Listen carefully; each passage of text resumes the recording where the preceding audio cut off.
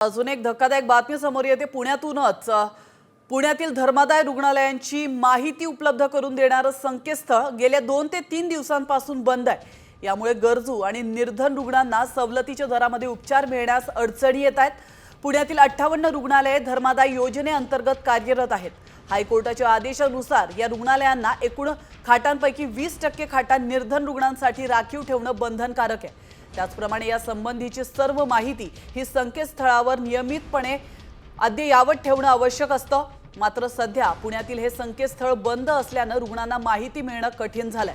परिणामी अनेक गरजू रुग्ण उपचारांपासून वंचित राहत आहेत आणि सगळ्यात महत्त्वाची बाब म्हणजे गेले 2 ते 3 दिवस ही वेबसाईट बंद आहे, मात्र त्याकडे कोणाचंही लक्ष जात नाहीये।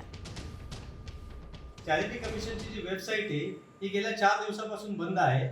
ही वेबसाईट बंद असण्यामागचं काही त्याच्यामागे काही कारण आहे का हे आता शोधण्याची गरज आहे। कारण दीनानाथ मंगेशकरचं जे प्रकरण गाजतं याच्यामध्ये नागरिकांनी याच्यावरची जास्तीत जास्त माहिती घेऊ नये म्हणून ही बंद केलेली आहे की काय अशी शंका येण्याला वाव आहे।